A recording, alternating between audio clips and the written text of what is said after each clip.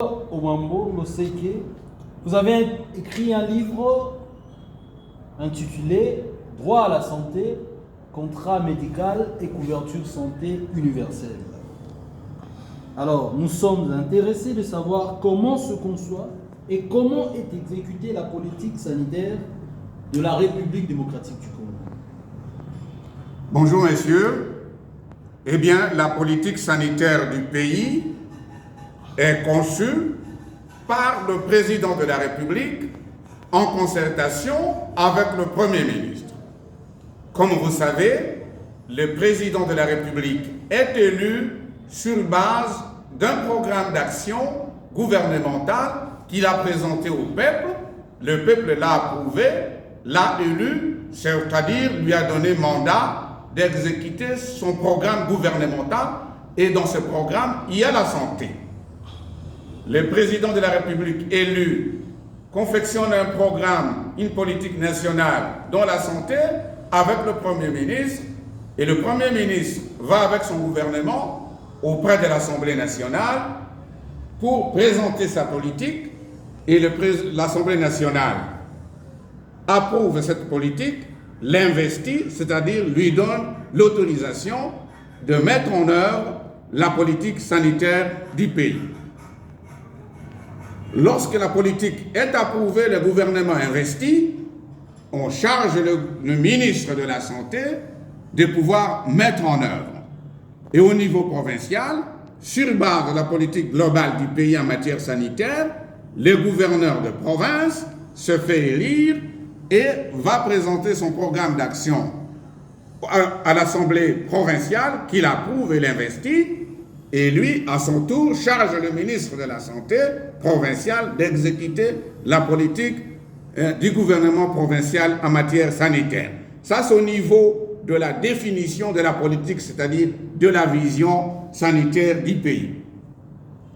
Lorsque cette politique existe, il y a maintenant des organes administratifs de mise en œuvre. Et vous savez que notre politique sanitaire est structurée de façon pyramidale, en commençant par le pouvoir central, le pouvoir intermédiaire et le pouvoir opérationnel.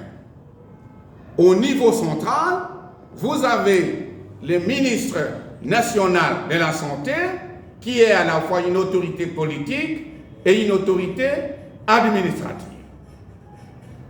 Il travaille avec le secrétaire général, qui dirige le secrétariat général, composé d'une direction générale, des directions et des programmes. À côté du secrétariat général à la santé, vous avez l'inspection générale de la santé qui est chargée de contrôler l'utilisation de ressources humaines, financières et matérielles du système de santé.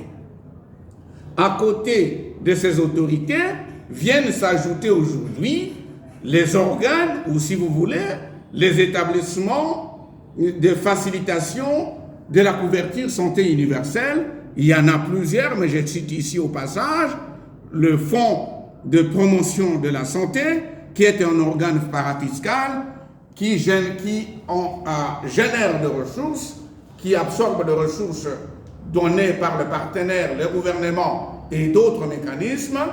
Et à côté, il y a un fonds de solidarité santé qui est chargé de distribuer des ressources en partenariat avec les structures sanitaires par le moyen des conventions.